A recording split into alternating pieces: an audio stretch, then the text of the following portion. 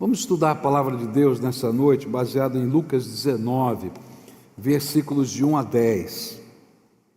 A palavra do Senhor vai nos contar uma das histórias mais ensinadas na escola bíblica dominical para crianças. Eu me lembro de tê-la ouvido bem pequenino ainda, no flanelógrafo. Alguém sabe o que é flanelógrafo? Levanta a mão, quero ver aqui. Olha aí, tem 1, 2, 3 que sabem o que é flanelógrafo, né? A gente aprendia as histórias de criança com figuras que eram coladas numa placa de flanela, né? Então tinha os cenários que colocavam assim de flanela, e aí vinham as figuras coladas, elas eram tinha uma lixa por trás, né? Colava ali, e aí a gente ia contando a história e mudando, né? Já sabe o que é flanelógrafo? Já viu uma história assim? Levanta a mão, quero ver. Ah, tá bom, né? Esse era no antigamente, hoje já está tudo desenhado, está lá no telão e assim vai. Lucas 19, versículos de 1 a 10, diz assim: entrando em Jericó, Jesus atravessava a cidade, e eis que um homem rico, chamado Zaqueu, chefe dos publicanos, procurava ver quem era Jesus, mas não podia por causa da multidão, por ser ele de pequena estatura. E então, correndo adiante, subiu num sicômoro a fim de ver Jesus, porque ele havia de passar por ali. E quando Jesus chegou àquele lugar, olhando para cima, disse: Zaqueu, desça depressa, porque hoje preciso ficar na sua casa. E Zaqueu desceu depressa e o recebeu com alegria, e todos os que viram isto murmuravam, dizendo que Jesus tinha se hospedado com um homem pecador. E Zaqueu, por sua vez, se levantou e disse ao Senhor: Senhor, vou dar a metade dos meus bens aos pobres, e se roubei alguma coisa de alguém, vou restituir 4 vezes mais. E então Jesus lhe disse: hoje houve salvação nesta casa, pois também este é filho de Abraão, porque o Filho do Homem veio buscar e salvar o perdido. Pai querido, nessa hora, quando vamos meditar na Tua palavra, que o Teu Espírito Santo não apenas nos faça compreender o que as Escrituras nos contam, mas que aplique a nossa vida, aquilo que vai lá dentro da nossa alma, o nosso dia a dia, o nosso jeito de ser, que a Tua palavra fale diretamente ao nosso coração.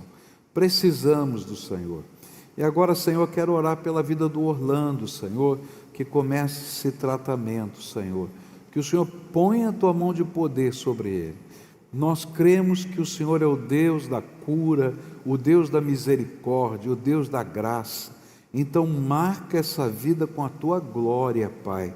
É aquilo que oramos em nome de Jesus. Amém e amém. Nós estamos numa campanha chamada Casa de Paz. Se você não participa dessa campanha, está perdendo. É bênção de Deus. O que é essa campanha? A gente se compromete a orar durante 6 semanas com pessoas pedindo que a paz do Senhor Jesus entre na sua casa. Então a gente, uma vez por semana, tem um encontro com essa pessoa, seja virtual, no telefone, ou dentro de casa, ou com a família, e ali a gente vai para orar, para pedir a bênção de Deus.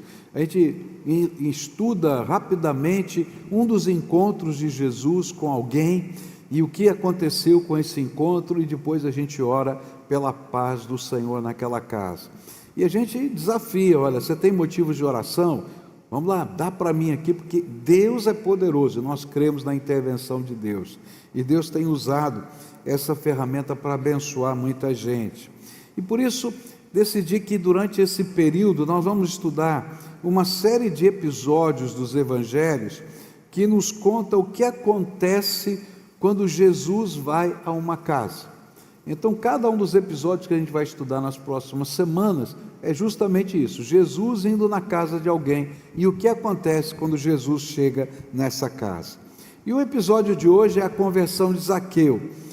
É uma das cenas mais didáticas de todos os evangelhos, e nele nós vamos encontrar duas coisas importantes que eu queria estudar com você nessa noite. Como os relacionamentos com o nosso Deus acontecem. E a gente vai olhar duas dimensões: a dimensão de Deus nesse relacionamento, o que Deus faz, e a dimensão do homem, o que o homem faz quando a gente está desenvolvendo um relacionamento com Deus.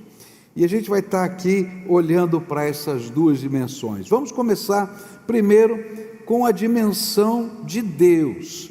O que acontece, não é? Ou por que Jesus quer entrar na sua casa? Essa é a pergunta. Por que Jesus quer entrar na sua casa? Como é que Deus age quando Ele entra na nossa casa?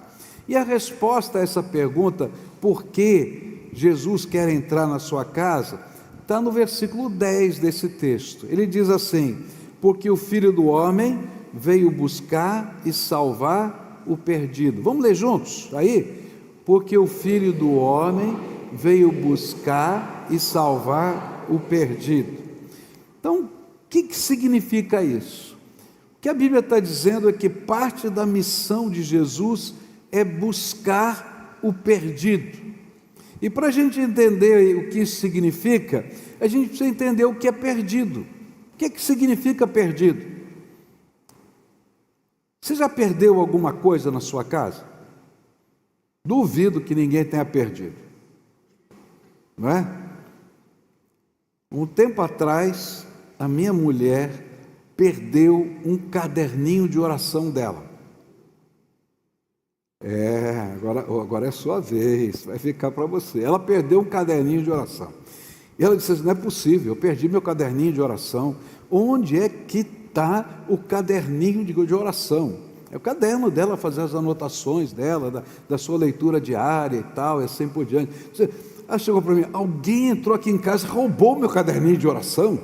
Eu falei: quem entrou aqui em casa para roubar o seu caderninho de oração? Meu Deus do céu! E aí, olha, demorou, ela pegou outro caderno, começou a fazer. Um belo dia, ela está arrumando as coisas na cozinha, dentro da caixa onde está a batedeira de bolo, ela achou o caderninho de oração dela. E aí ela chegou assim: achei o meu caderninho de oração. Onde é que estava? Ela falou: nem pergunta. Então, se você já perdeu alguma coisa, você vai perceber que quando você perde uma coisa é porque normalmente você está procurando algo que não está no seu lugar. Normalmente, o caderninho de oração estaria lá na cabeceira da cama, lá no escritório, em algum lugar assim. Quem podia imaginar que estava junto com a batedeira? Nada, não podia. E aí, quando você não encontra o que está fora do lugar, você precisa procurar. E esse é o sentido de perdido. A ideia é que, quando Jesus vem buscar o perdido, é porque cada um de nós, quando nos afastamos de Deus, estamos fora do lugar planejado por Deus para a nossa vida.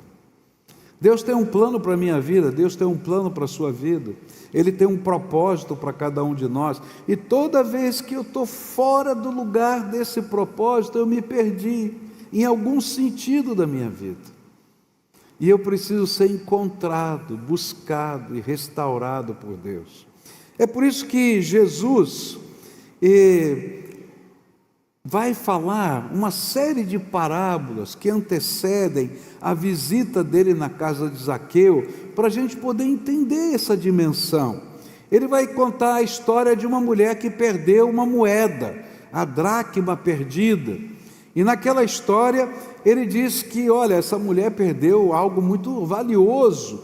Essa dracma representava um dia inteiro de trabalho de um diarista. Então, era muito valor, era um trabalho que estava perdido ali. E aí, então, aquela dona de casa iluminou a casa, varreu o chão, para poder encontrar o que estava fora do seu lugar. ali não era lugar da dracma perdida. Então ela encontra, fica feliz com isso. E aí Jesus conta uma segunda parábola, uma atrás da outra. Ele fala da ovelha perdida. E aí a gente vê a dimensão da sabedoria do Senhor, porque a dracma não tinha vontade própria. Quando ela se perdeu, é porque de fato a dona deixou fora do lugar. Mas a ovelha desgarrada, Jesus vai acrescentando uma nova ideia. Ele diz: olha, tinha 100 ovelhas, não é? Uma se perdeu, se desgarrou do rebanho, e aí o pastor deixa as 99 no aprisco e vai procurar a ovelha perdida. Mas a ovelha usou a sua vontade para se desgarrar do rebanho. Talvez as distrações, talvez ela tenha visto algo interessante, ela foi saindo por ali e se perdeu. Mas o importante é que ela também estava fora do seu lugar. Depois Jesus conta uma próxima parábola, a do filho perdido. E ele agora vai dizer: olha, esse filho não apenas se perdeu ou se distraiu, mas tomou decisões para sair da casa do pai e viver independente dele. Só que ele não percebeu que essas decisões o levaram a viver com os porcos. E quando ele estava lá no meio dos porcos, comendo a comida dos porcos, ele disse: eu estou fora de lugar, e decidiu voltar para a casa do pai. Jesus estava dizendo que na vida da gente, os níveis em que nós nos perdemos são diferentes. Às vezes é um acidente, às vezes é uma distração, às vezes é uma decisão: eu não quero andar com o Senhor Jesus. Mas em todas elas tem um elemento comum: Jesus veio a esse mundo buscar aquele que havia se perdido. E aí Jesus estava nos ensinando que nós nos perdemos na jornada da vida, em nosso relacionamento com Ele, simplesmente quando não nos permitimos ficar no lugar que Ele preparou para nós, que foi planejado para nós, pelo Senhor da nossa vida. E esse lugar é o lugar da comunhão, da intimidade, do toque, do amor e do relacionamento. Mas quando optamos pelo lugar da independência, aí nos afastamos mais profundamente. E quando isso acontece, o papel do Senhor é buscar, E é isso que estava acontecendo na vida de Zaqueu. E eu quero olhar aqui como é que Jesus foi buscar Zaqueu. E isso é importante para entender como Jesus está trabalhando na minha vida e na sua vida. Zaqueu recebeu uma notícia. Quando a gente estuda o texto, vai descobrir que Jesus havia feito um milagre, justamente naquele caminho. Ele tinha curado o cego, lá na estrada de Jericó. E aquilo foi algo extraordinário.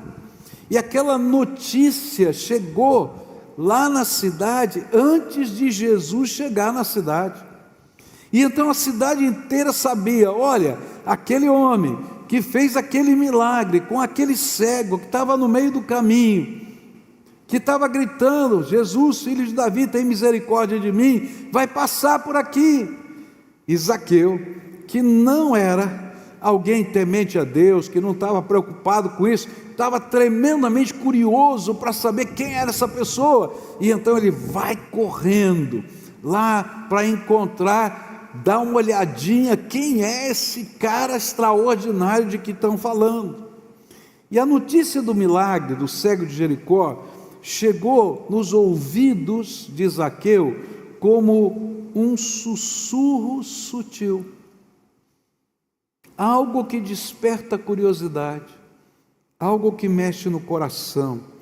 E apesar dele ser um cara obstinado, porque a história vai nos dizer que ele era um homem que estava focado no sucesso econômico e material, estilo de vida dele era cobrador de impostos, e para ser um cobrador de impostos naquele tempo, você tinha que participar de um leilão público, onde você oferecia para Roma o valor que você acreditava que conseguiria arrecadar das pessoas daquele lugar. E você então, durante um período, detinha o poder da coletoria de impostos. De tempos em tempos, um novo leilão acontecia e outras pessoas disputavam o melhor preço para tomar aquele lugar. Por quê? Como é que funcionava naquele tempo? Você pagava para Roma o que você tinha prometido, e tudo que você arrecadasse a mais do que você tinha prometido para Roma era seu. E então eles ficavam pensando: vou ficar rico. E eles tinham os seus cobradores, e os cobradores eram ferozes, negócio sério, negócio meio violento, tá? Não paga para ver o que vai acontecer. E esse era Zaqueu. Por isso ele era odiado pelo povo, um homem obstinado. O que ele queria era enriquecer. Ele não estava preocupado com fé, com religião, nada, mas foi o sussurro de Deus que o fez correr numa rua, subir numa árvore para ver Jesus. E aí, Jesus continuou trabalhando. Como é que Jesus busca? Primeiro vem o sussurro do Espírito no nosso coração. Mas não para no sussurro, não. Olha que coisa tremenda. Quando Jesus passa pela árvore, ele para. E Jesus não conhecia Zaqueu. Ninguém tinha falado nada para ele, não. Jesus olha para cima e diz assim: Zaqueu, desce depressa, porque hoje eu vou dormir na sua casa. E aqui a gente vê uma coisa tremenda, sutil outra vez, daquelas maneiras que Deus fala conosco, que só a gente sabe, né? Zaqueu, a palavra Zaqueu, tá? É o diminutivo de Zacarias. Então, se fosse aqui em português, a gente chamaria de Zaquinha, Zaca, tá? Imagina aí, tá? Zaqueu é isso, Zaquinha, Zaca, era o apelido dele. O nome dele deveria ser Zacarias. Agora, Zacarias quer dizer Deus vê. E quando Jesus passa da árvore, quem ele vê? Zacarias, Zaquinha, Zaqueu. E daquela maneira sutil, porque certamente ele sabia o sentido do seu nome, Jesus estava dizendo: eu te vi e continuo te vendo, e te vejo há muito tempo. E aquele sussurro se tornou mais forte no coração. Sabe como é que Deus trabalha quando Ele vai buscar a nossa vida? Ele coloca pessoas, coloca fatos, coloca momentos diferentes, e Ele cutuca o nosso coração com um sentimento de curiosidade, quem sabe até de necessidade. Mas chega um momento em que Ele nos visita, e algo que tem a ver com a nossa própria vida, com o nosso dia a dia, com a nossa maneira de ser, com a nossa história, com a nossa cultura, Jesus vai lá e bate direto na porta do nosso coração. E aí, Ele se convida, Jesus se convida a morar, ou melhor, a passar aquela noite na casa de Zaqueu. Jesus continua buscando cada ser humano que está fora do seu lugar. O sussurro do seu amor continua de maneira sutil, batendo a porta do seu coração. E talvez só por isso você esteja aqui hoje, ou quem sabe ouvindo essa mensagem, ouvindo, assistindo esse culto. O que Deus está fazendo é que Ele está preparando o seu coração para, de uma maneira sutil, gerar algo na tua alma que revele que Ele continua amando você e buscando você. Jesus disse que é o Espírito Santo que faz isso hoje, e Ele trabalha dentro da nossa alma, e o que Ele quer é buscar você, para colocar você no lugar que Deus preparou no seu plano eterno de graça para a sua vida. Ele não fica só no sussurro, Ele nos chama pelo nome, Ele toca o nosso coração, e chega o momento em que Ele diz: olha, eu quero estar na tua casa, eu quero estar no teu coração, eu quero estar na tua vida, eu quero fazer parte da sua história.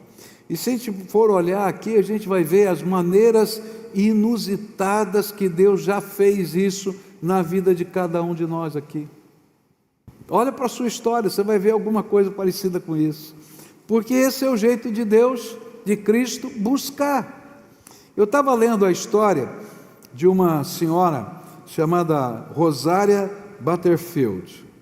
Ela é uma professora universitária famosa nos Estados Unidos, e ela, na época de 1990, era uma crítica ferrenha do cristianismo, uma ativista feminista, uma ativista LGBT, uma ativista assim de todas as áreas mais liberais que você pode imaginar dentro da universidade.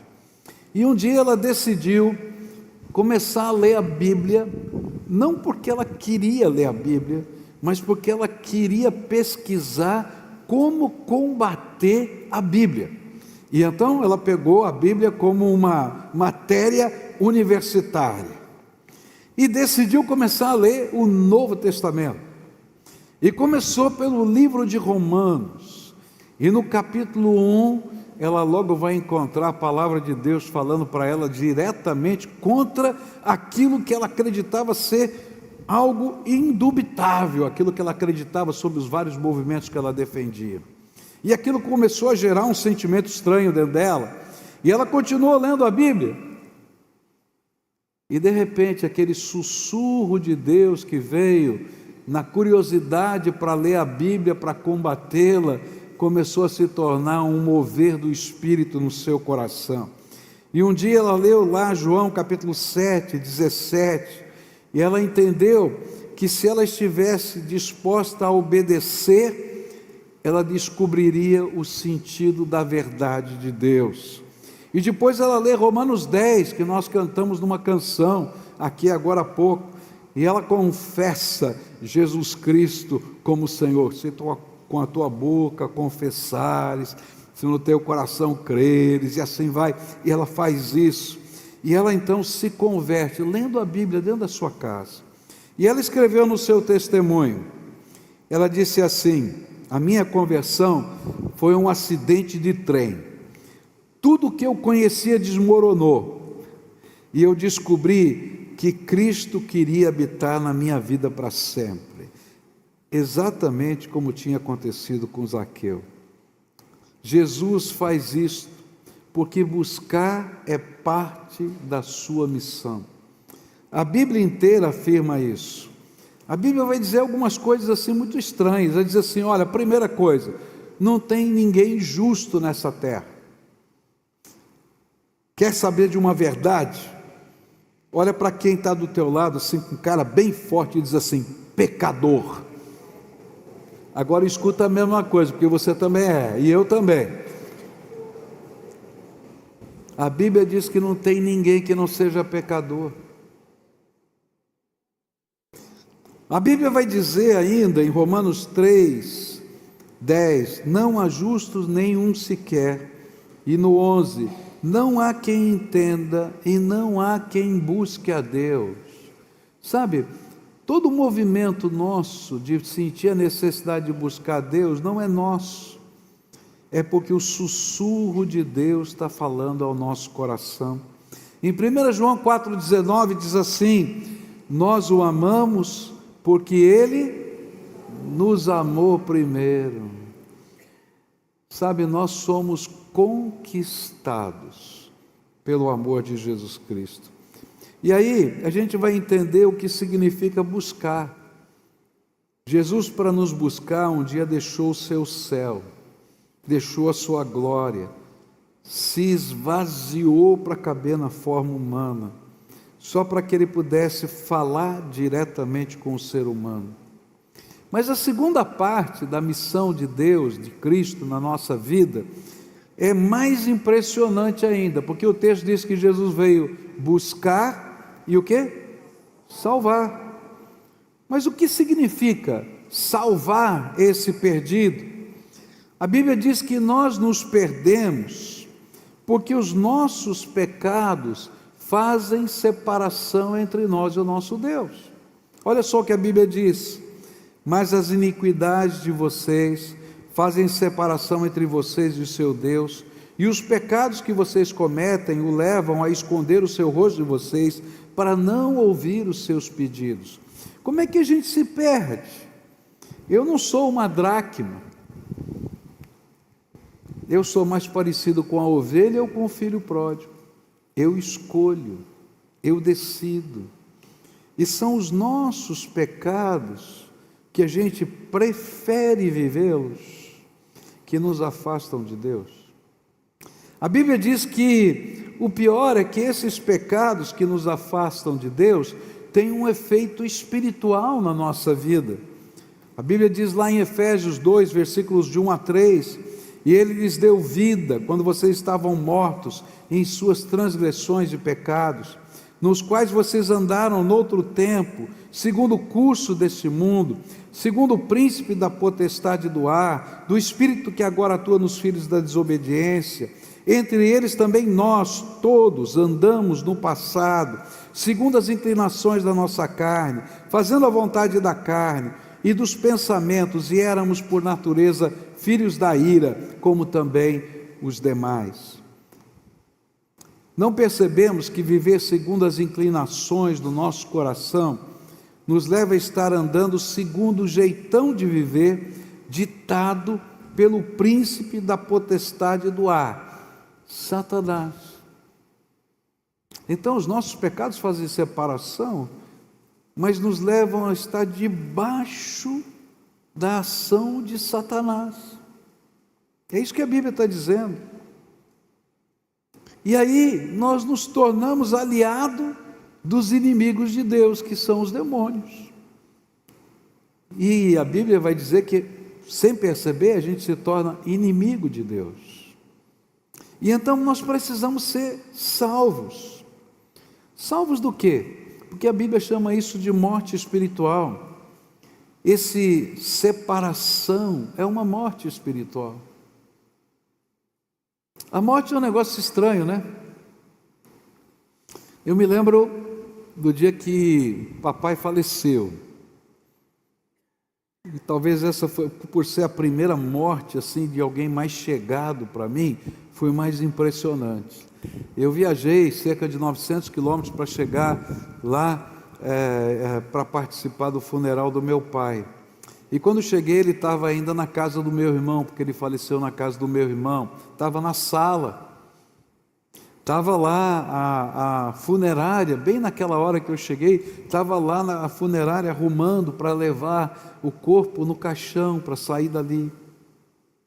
E aí, eles deram um momentinho para mim, porque eu tinha acabado de chegar.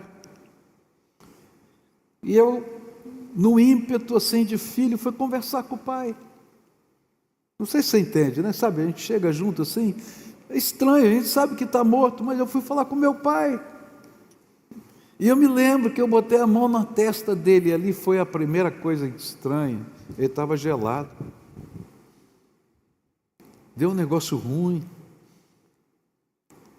Mas o papai não falava nada comigo, ele estava morto. Quando a gente está morto espiritualmente, Deus fala conosco e a gente não escuta. Nossos ouvidos estão tampados, nossos olhos estão fechados. E tem que haver um poder tremendo para nos restaurar a comunhão com Ele. Isso é salvação. É quando Ele pega alguém que não consegue ver, não consegue enxergar, não consegue entender, porque está morto nos seus pecados, e Ele traz a vida espiritual e reconecta de novo com Ele. Mas a morte espiritual é estar debaixo das garras do inimigo, de Satanás. E aí tem que ter um poder maior para quebrar os grilhões que acorrentam as nossas vidas.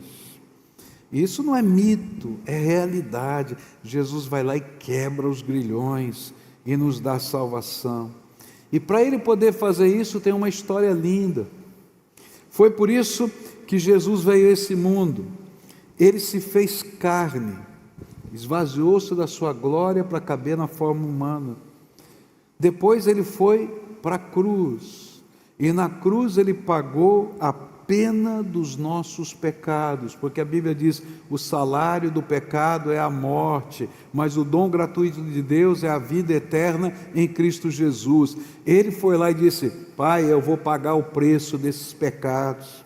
Mas não para aí, porque o salário do pecado é a morte eterna, o inferno. E então, entre a morte e a ressurreição, a Bíblia diz que ele desceu ao Hades, ao lugar que nós chamamos de inferno, e foi lá para tomar das mãos de Satanás as chaves da morte e do inferno, para que todo aquele que nele crê não pereça, mas tenha a vida eterna. E então ele traz essas chaves nas suas mãos, para que eu possa receber a bênção de não precisar ir para aquele lugar, e possa estar no lugar que ele preparou para nós, para os seus filhos. O filho pródigo não era capaz de perceber que longe do pai ele vivia com os porcos, mas quando ele percebeu, desejou voltar para casa. E só Jesus tem poder para salvar, não tem outro que possa. Maria, mãe de Jesus, não tomou o lugar nosso na cruz do Calvário, só Ele tomou. Só Ele desceu ao Hades, ao inferno, só Ele tem essas chaves, só Ele tomou o nosso lugar, só Ele tem poder para libertar. Por isso, eu e você precisamos desesperadamente de Jesus. Mas qual é então o lado humano? Já falei do lado de Jesus, né? Lado de Deus, buscar e salvar. E o lado humano? Como é que funciona a resposta humana para o agir de Deus? O que fazer quando Jesus quer ir para a sua casa? E aí nas ações de Zaqueu a gente vai perceber a resposta humana esperada pelo nosso Senhor diante do que Ele está fazendo por nós. A primeira coisa é: se Deus está sussurrando no seu coração, não despreze o impulso do Espírito Santo. O mover do Espírito Santo é parte daquilo que Deus quer fazer na tua vida. Lá em Lucas 19, versículos 2 e 3, diz assim: eis que um homem rico, chamado Zaqueu, chefe dos publicanos, procurava ver quem era Jesus. Lembra da notícia que chegou lá do cego? Ele correu lá para ver. Querido, aquilo não foi à toa, não. Foi parte do plano de Deus. E quando o Espírito de Deus começa a mover, a gente tem que entender que Deus está fazendo algo novo na nossa vida. E Ele não desprezou o desejo de ver Jesus. Ninguém busca a Deus naturalmente. Se esse desejo está aí no teu coração, é porque Deus quer fazer algo na sua vida. Se esse impulso passa pela sua mente, é porque o Espírito Santo já está trabalhando na sua alma. E aí, não deixa passar isso não. Se for preciso, corra. Se for preciso subir, suba. Faça o que for necessário para que você possa ter um encontro seu com o Todo-Poderoso. Segunda coisa que o homem faz: olha, quando ele falar ao seu coração, atenda. Lá versículos 5 e 6 diz assim: quando Jesus chegou àquele lugar, olhando para cima, disse: Zaqueu, desça depressa, porque hoje preciso ficar na sua casa. Olha só o que Zaqueu fez: desceu depressa e o recebeu com alegria. Zaqueu atendeu com prontidão o chamado de Jesus. Já pensou? O Senhor dos senhores, o Rei dos reis, o Salvador está chamando você pelo nome. E não somente ele atendeu prontamente, mas também a Bíblia diz que foi cheio de alegria. Por quê? Porque quando a gente ouve o chamado de Deus na nossa vida, é um privilégio, é uma grande oportunidade, é uma bênção irrecusável ter Jesus na nossa vida, na nossa casa, ter Jesus só para você. Sabe, uma das coisas mais lindas da nossa fé é que você não é um número. Nesse mundo você é um número para tudo. Não é assim mesmo? Agora todo mundo, desde que nasce, tem o seu número, seu CPF. Não é isso mesmo? Vai lá registrar, bota o CPF. É um número. Você é um número. Eu sou um número. Mas para Jesus você é o filho amado que Ele está procurando. É tremendo. Eu não sou um número. Eu não sou um no meio da multidão, Ele ouve as minhas orações e ouve as suas orações. É triste perceber que às vezes a gente perde as maiores oportunidades e bênçãos simplesmente por não entender o privilégio que é ouvir a voz de Deus na sua vida. Terceira coisa, olha, se está sentindo o mover de Deus, não resista. Se está ouvindo a voz de Deus, atenda rápido e com alegria. Terceira coisa, não se importe com a opinião dos outros. Olha só o que aconteceu, verso 7. Todos os que viram isto murmuraram, dizendo que Jesus tinha se hospedado na casa de um pecador. Se Zaqueu fosse dar bola para a opinião pública, nunca recebia Jesus na casa dele.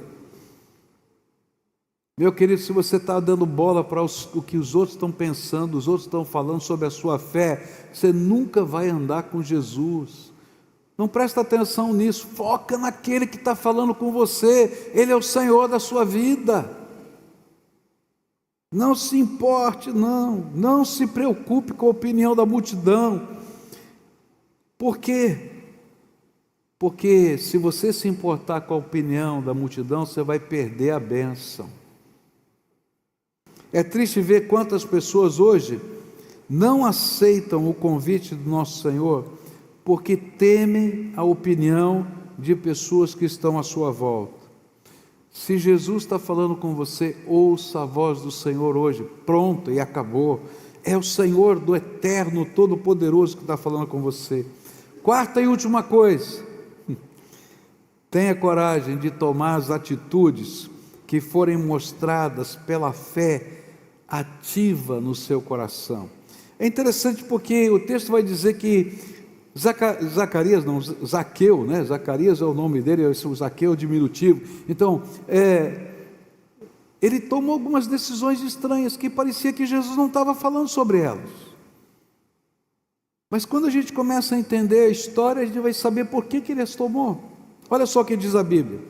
Zaqueu, por sua vez, se levantou e disse ao Senhor: Senhor, vou dar metade dos meus bens aos pobres, e se roubei alguma coisa de alguém, vou restituir 4 vezes mais.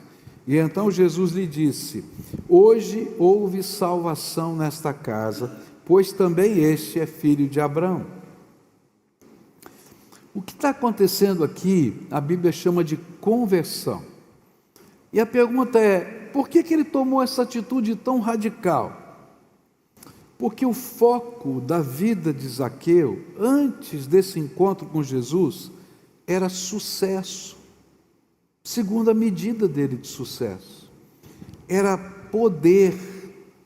Segunda medida dele de poder era influência dentro da sociedade, era ter o controle, era isso, era posse. Mas apesar de ter todas essas coisas, porque ele alcançou o seu objetivo, naquele encontro com Jesus, ele percebeu que aquilo não valia tanto assim. E essa é uma das coisas mais maravilhosas da graça de Deus na nossa vida. Quando a gente tem um encontro com Jesus, a nossa visão do mundo e da vida muda. E isso é conversão. Sua perspectiva de sucesso mudou. O seu foco não é mais o valor que ele procurava, poder, posse, controle, mas agora aquilo que Jesus estava mostrando na palavra. E agora ele queria um poder diferente na sua vida. Se antes ele tinha o poder da força, dos que trabalhavam para ele para fazer a cobrança, e ninguém tocava nele, porque ele era protegido pelo exército romano, como uma autoridade romana, e ele podia abusar desse poder, e podia extorquir as pessoas com permissão do Estado. Se isso para ele era o alvo da sua vida naquele momento, agora, quando ele encontrou-se com Jesus, ele disse: olha, isso aqui não é o que eu quero para mim, não. E começou uma mudança. E agora ele queria algo diferente, uma graça que ele via em Jesus, um poder que não era humano, que eram os milagres que Jesus podia fazer, Ele queria para a sua vida. Algo que não podia ser comprado num leilão de coletoria, mas que Ele precisaria entregar a sua vida para Ele. Algo que não podia ser conquistado com a força bruta dos seus funcionários, dos seus cobradores, que forçavam o povo de todas as maneiras.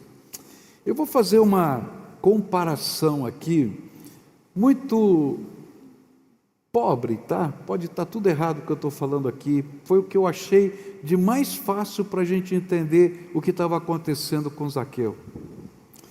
Você imagina se um chefe da milícia aqui do Rio de Janeiro, do Morro, ou um chefe do narcotráfico, tivesse um encontro com Jesus,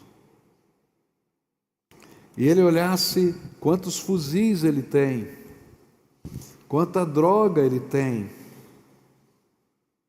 quanto poder do medo ele tem, quantos negócios extorquidos para pagar aquela propina para funcionar naquele lugar, para vender o gás, para vender os benefícios da internet e assim por diante.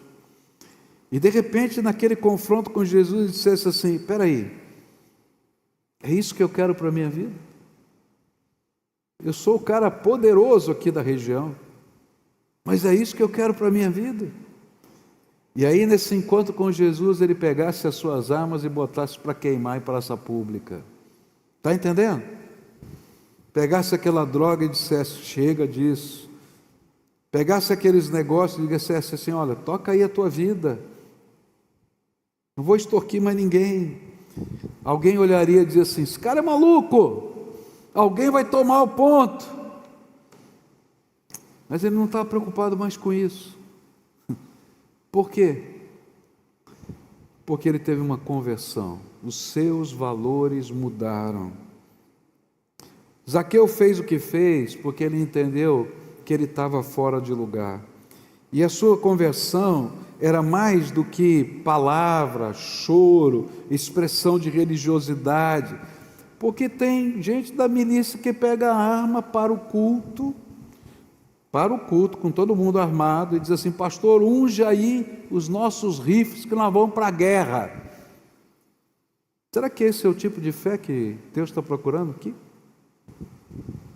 Esse é o tipo de religiosidade? Não. A religiosidade que Deus está colocando é: queima essa arma aí em nome de Jesus. A sua conversão era a expressão de uma fé ativa e transformadora. Não sou o homem que já fui.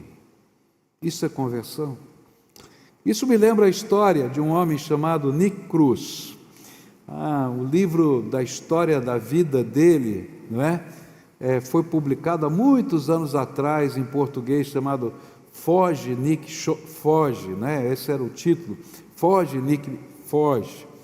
E o livro que conta a história dele também, pelo pregador que o levou a Jesus, David Wilkerson, é A Cruz e o Punhal. Os dois livros foram publicados na língua portuguesa. Nos anos 1950, o Nick Cruz, ele era um dos chefes das gangues mais perigosas de Nova York, os Mau Maus.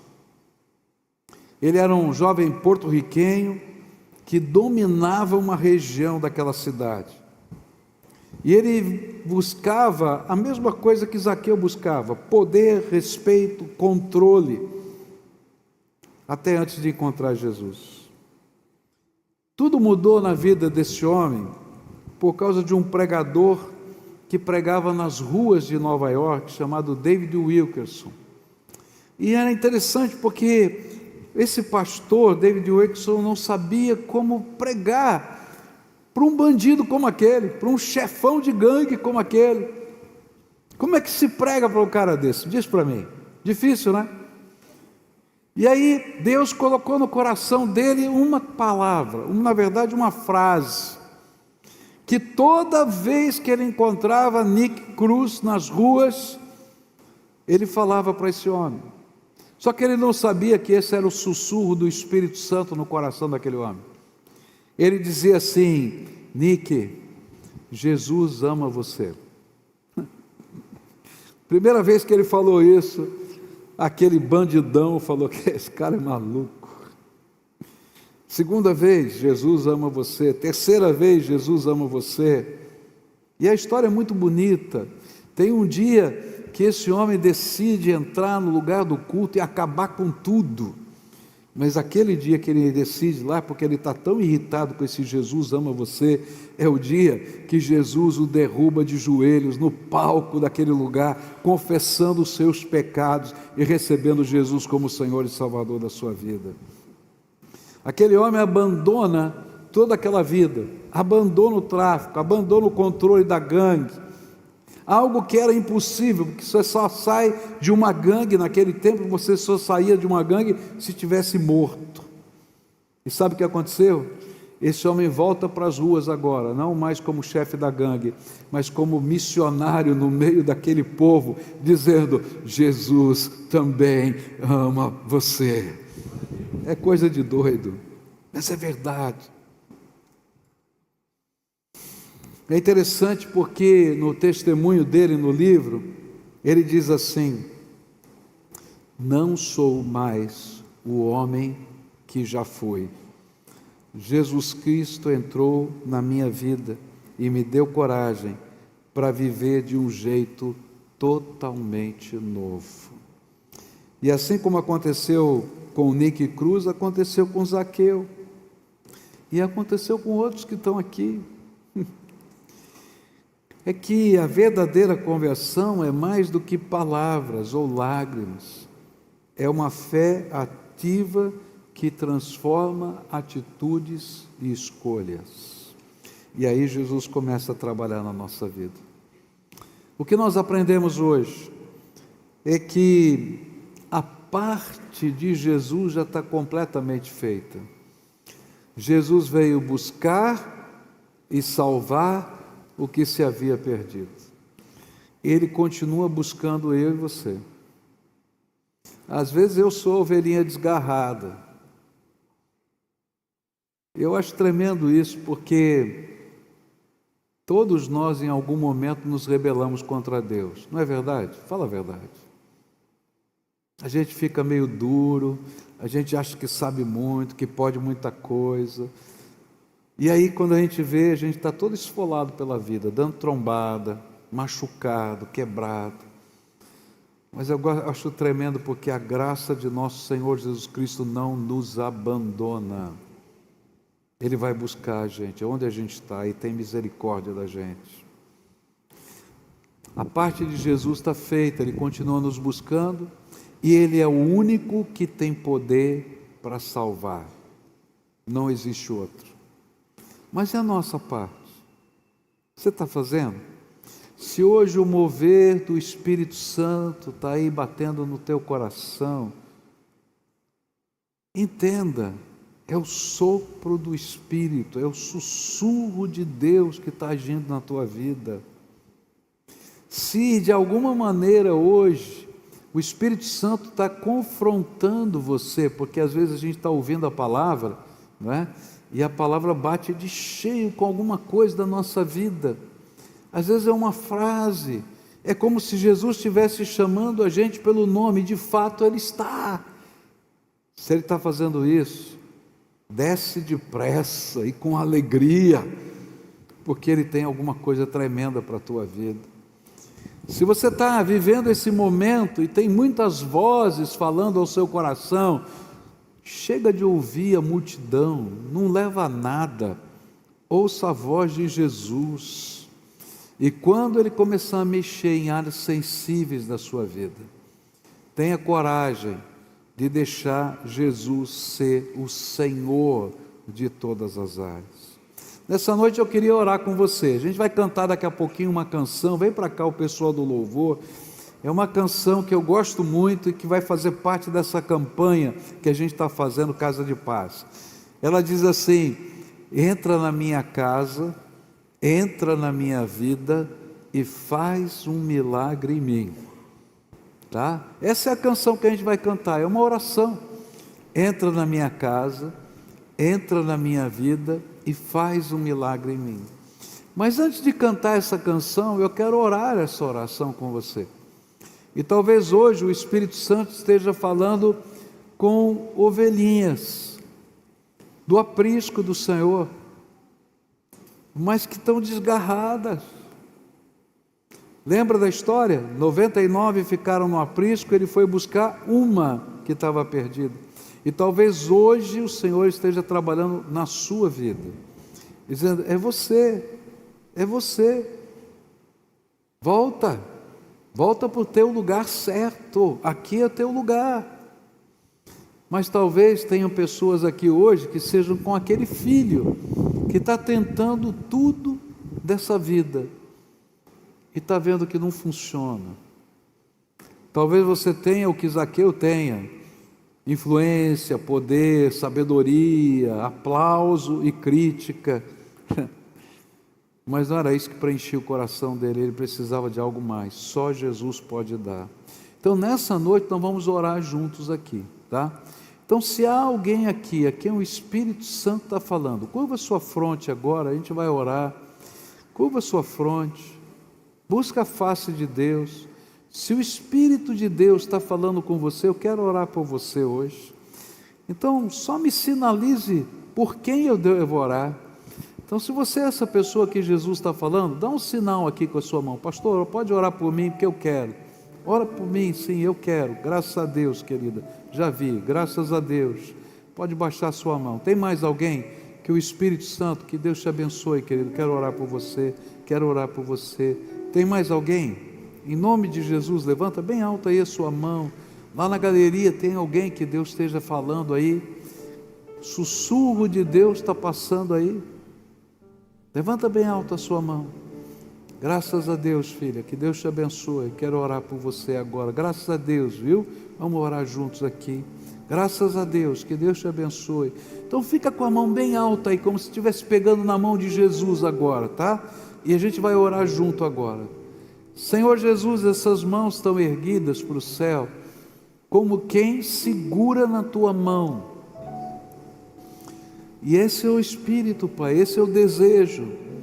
Estamos ouvindo a tua voz e queremos dizer: Senhor, segura aqui na minha mão, me conduz, me mostra, entra na minha casa, entra na minha vida.